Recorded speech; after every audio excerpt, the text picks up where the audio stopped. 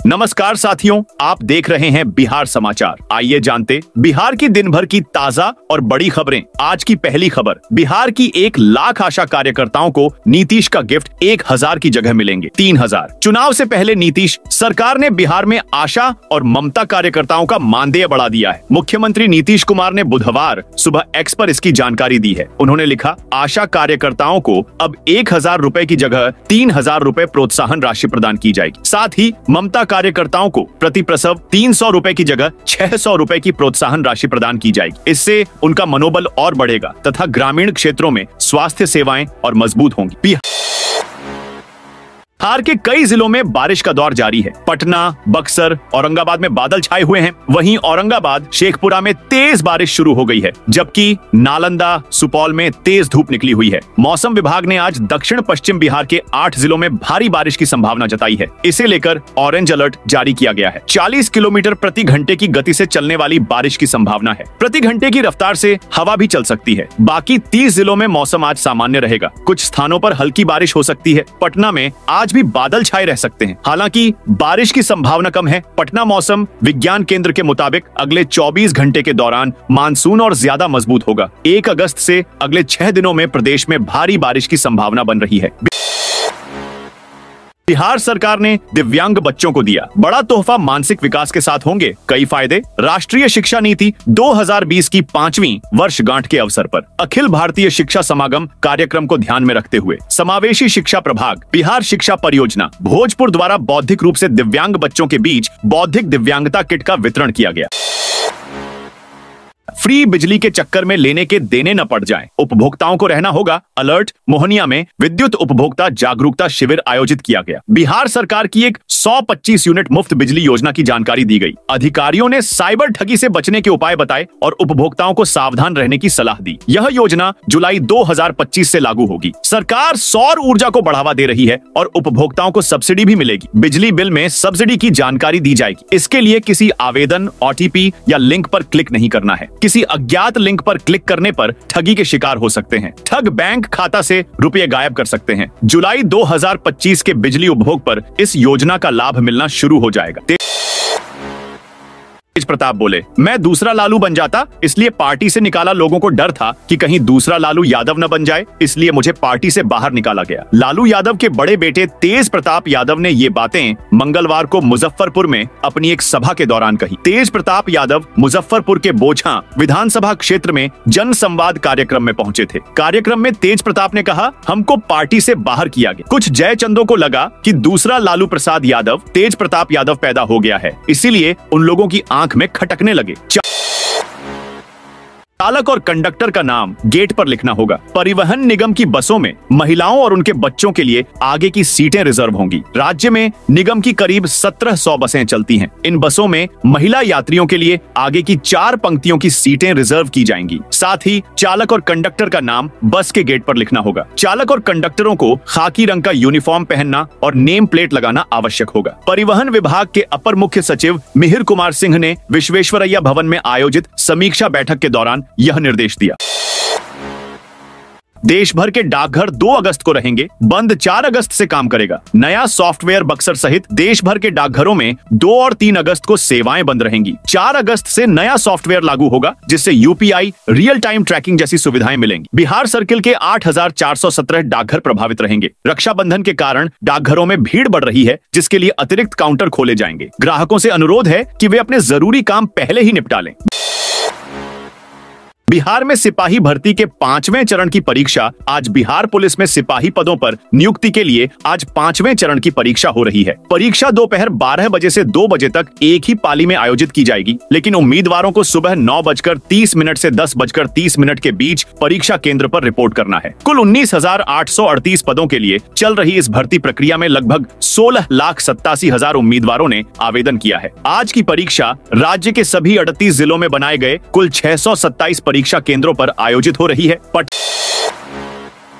पटना और राजगीर में 3 माह में साइबर एफएसएल खुलेंगे। गांधीनगर, दिल्ली, हैदराबाद और चंडीगढ़ की तरह बिहार में 2 साइबर एफएसएल खुलेंगे। एक पटना स्थित पुलिस मुख्यालय और दूसरा बिहार पुलिस एकेडमी राजगीर में खुलेगा। 3 माह में दोनों साइबर एफएसएल काम करने लगेंगे। National forensic science university Gandhinagar इसके लिए परामर्श देगा। मंगलवार को एनएफएसयू और सीआईडी के बीच इकरारनामा पर साइन हो गया।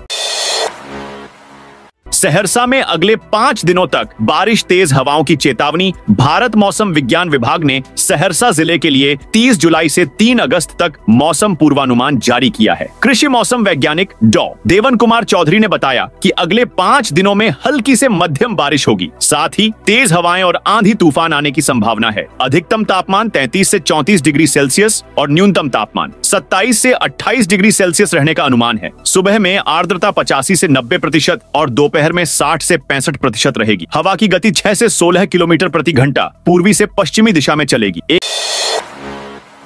1 अगस्त को पब्लिश होगी बिहार वोटर लिस्ट। 1 सितंबर तक दर्ज कराएं। आपत्ति 1 अगस्त मतदाता सूची का प्रकाशन होगा। इसके बाद मतदाता सूची सभी राजनीतिक दलों को उपलब्ध कराया जाएगा। इसके बाद दावे आपत्तियों के निस्तारण की प्रक्रिया 1 अगस्त से 1 सितंबर तक चलेगी। उसमें जो भी वैध मतदाता पाए जाएंगे उनके नाम सूची में शामिल कर लिए जाएंगे। अंतिम मतदाता सूची का प्रकाशन 30 सितंबर को होगा।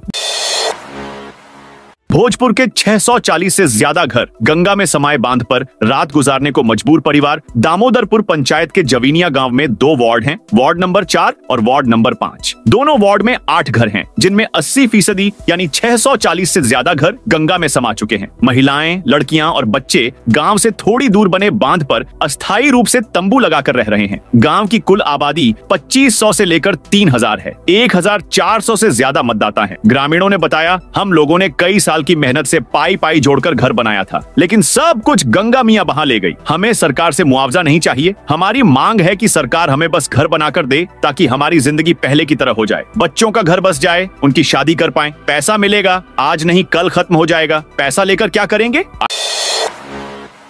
आइडिया के सिलेक्शन पर 10 लाख का मिलेगा लोन। समस्तीपुर में उद्योग विभाग के देखरेख में मंगलवार को सराय रंजन स्थित इंजीनियरिंग कॉलेज परिसर में बिहार आइडिया फेस्टिवल कार्यक्रम का आयोजन किया गया। इस कार्यक्रम का उद्घाटन जिलाधिकारी रोशन कुशवाहा ने दीप जलाकर किया। इस मौके पर जिले भर के करीब 400 युवाओं ने भाग लिया और कार्यक्रम के दौरान कारोबार को लेकर अलग अलग आइडिया पेश किया। युवाओं की ओर से दिए गए आइडिया के सिलेक्शन पर उन्हें कारोबार करने के लिए सरकार 10 लाख रुपए का लोन देगी। इस लोन पर अगले 10 साल तक इंटरेस्ट की माफी होगी। सर्वाइकल कैंसर से बचाव के लिए छात्राओं को लगा टीका। भागलपुर जिले के पीरपैंती के कस्तूरबा गांधी मध्य विद्यालय सीमानपुर में बुधवार को छात्राओं को एचपीवी वैक्सीन का पहला डोज दिया गया। यह टीकाकरण सर्वाइकल कैंसर से बचाव के लिए किया गया। वार्डन बबीता कुमारी और प्राचार्य मनीष कुमार की देखरेख में यह टीकाकरण अभियान चलाया गया। इस अवसर पर प्रभारी चिकित्सा पदाधिकारी डॉक्टर गणेश कुमार खंडेलिया और प्रखंड स्वास्थ्य प्रबंधक प्रणव कुमार ने उपस्थित रहे। मुजफ्फरपुर रेलखंड समस्तीपुर के अंडर में होगा। समस्तीपुर रेलवे मंडल के सीमा का विस्तार किया गया है। अब समस्तीपुर मुजफ्फरपुर रेलखंड समस्तीपुर के अधीन काम करेगा। इसके साथ ही मंडल को 3 महत्वपूर्ण स्टेशन पर मिला है, जो आय की दृष्टिकोण से जरूरी है। आने वाले 1 सितंबर से यह विधिवत समस्तीपुर रेलवे मंडल का अंग होगा, जिसको लेकर रेलवे मंत्रालय ने मंगलवार शाम अधिसूचना जारी की है। यह जानकारी रेलवे मंडल प्रशासन की ओर से विज्ञप्ति जारी कर दी गई है। यहाँ बता दें कि पिछले दिनों समस्तीपुर पहुंचे रेल मंत्री अश्विनी वैष्णव ये घोषणा की थी। पहले यह खंड सोनपुर रेल मंडल के अधीन था।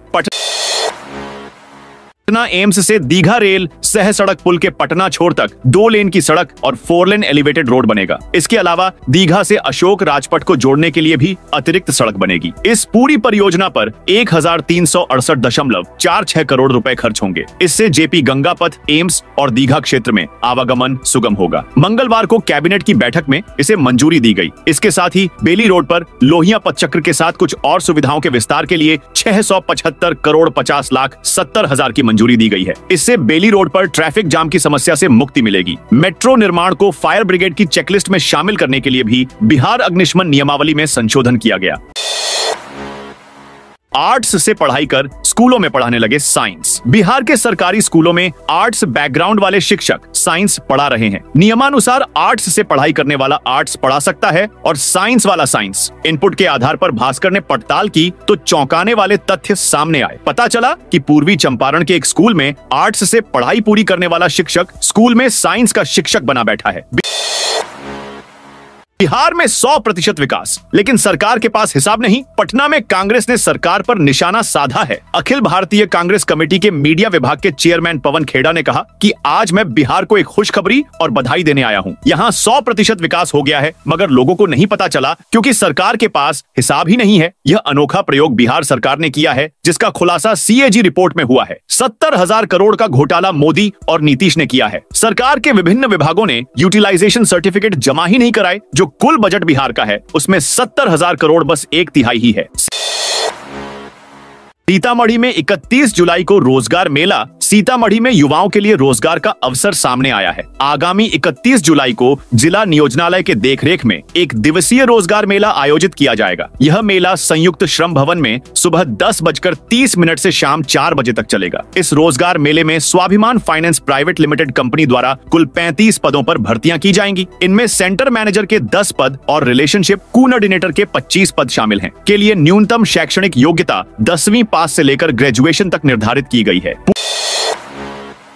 पूर्णिया कटिहार के 10 लाख लोगों को 125 यूनिट मुफ्त बिजली। मुख्यमंत्री विद्युत उपभोक्ता सहायता योजना को लेकर लोगों के बीच अफवाह फैल रही है। इसको दूर करने के लिए मंगलवार को पूर्णिया प्रमंडल के विद्युत विभाग के अधीक्षण अभियंता चंद्रशेखर कुमार ने अहम प्रेस वार्ता बुलाई। स्कीम से जुड़ी विस्तृत जानकारी दी और कहा कि अब सभी घरेलू उपभोक्ता को हर महीने 125 यूनिट बिजली मुफ्त मिलेगी। योजना के तहत पूर्णिया और कटिहार के 13 लाख बिजली उपभोक्ताओं में से BPL और APL के करीब 10 लाख घरेलू उपभोक्ताओं को इसका सीधा फायदा मिलेगा।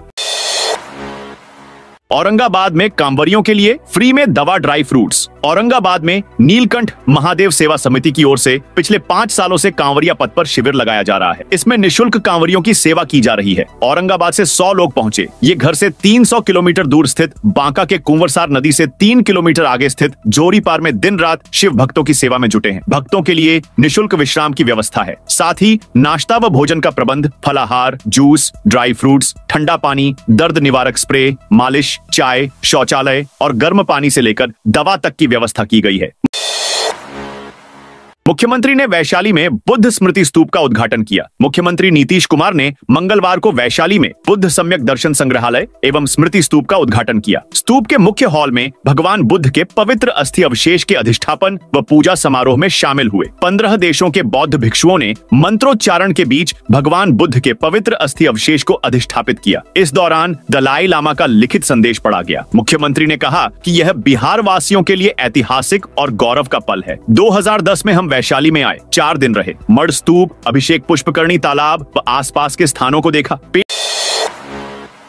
पेड़ के चारों ओर घूमती सड़क का वीडियो वायरल। जमुई के खरसारी गांव में दंड सिकंदरा जाने वाली सड़क का एक वीडियो सोशल मीडिया पर वायरल हो रहा है। वीडियो में सड़क के बीचों बीच एक विशाल पुराना पेड़ खड़ा है। सड़क की उजली रंग वाली लाइनिंग उस पेड़ को चारों ओर से घेर कर बनाई गई है। यह पेड़ सालों पुराना है। सड़क निर्माण के दौरान इसे काटने की बजाय सड़क को उसके चारों ओर मोड़ दिया गया। स्थानीय लोगों ने बताया कि पेड़ के नीचे झकराज बाबा की पिंडी है। इसी धार्मिक मान्यता के कारण इसे हटाया नहीं गया है। यह सड़क ढंड से सिकंदरा जाती है। लगभग 8 साल पहले PWD ने इसका निर्माण किया था।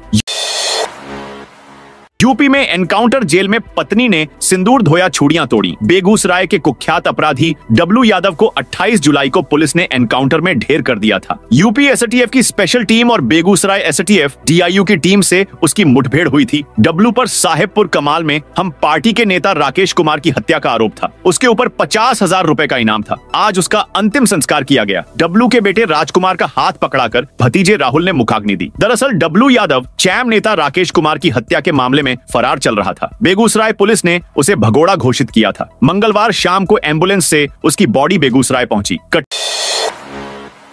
कटिहार के प्राइमरी स्कूल में बंद हुआ तीसरी का छात्र। कटिहार के नगर थाना क्षेत्र के फसिया प्राथमिक विद्यालय से एक चौंकाने वाली घटना सामने आई है। विद्यालय प्रबंधन की लापरवाही का मामला तब उजागर हुआ जब तीसरी कक्षा का एक छात्र क्लास में सो गया और शिक्षक उसे वहीं छोड़कर ताला लगाकर चले गए। क्लास चलने के दौरान तीसरी कक्षा का छात्र अपने बेंच पर सो गया। छुट्टी होने पर सभी बच्चे घर चले गए और शिक्षक शिक्षिकाओं ने क्लास में ताला बंद कर दिया। शाम के समय स्थानीय दुकानदार चंदन पोद्दार को स्कूल से बच्चे के रोने और चिल्लाने की आवाज सुनाई दी।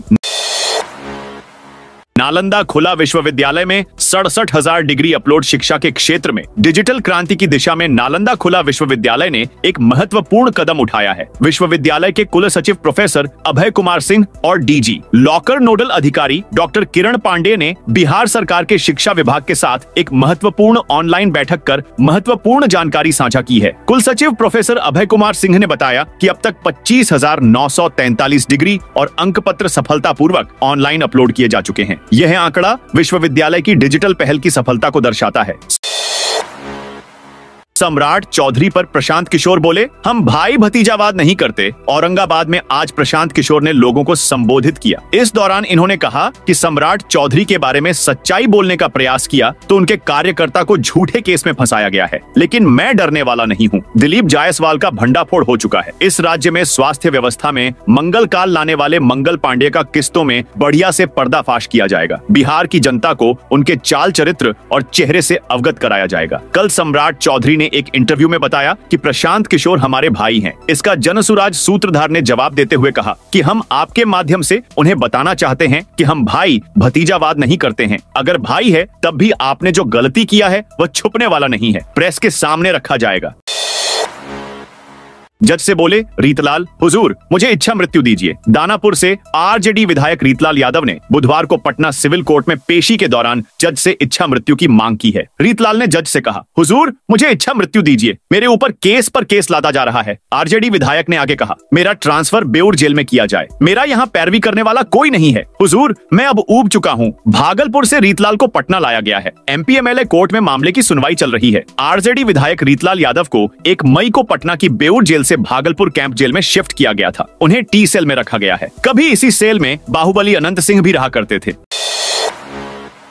पटना में मेट्रो स्टेशन का काम लगभग पूरा हो चुका है। ट्रैक भी तैयार है, कोच भी पुणे से आ चुके हैं। 15 अगस्त तक पटना में मेट्रो शुरू करने की बात कही जा रही है। बताया जा रहा है कि पहले फेज में 5 स्टेशन पर मेट्रो दौड़ेगी। भास्कर ने मेट्रो को लेकर नगर विकास एवं आवास मंत्री जीवेश मिश्रा से बातचीत की। उन्होंने बताया कि मेट्रो की शुरुआत 15 अगस्त की जगह 23 अगस्त को हो सकती है। पहले चरण में सिर्फ 3 स्टेशनों पर चलेगी, जिसमें ISBT, 0 माइल और भूतनाथ स्टेशन शामिल हैं।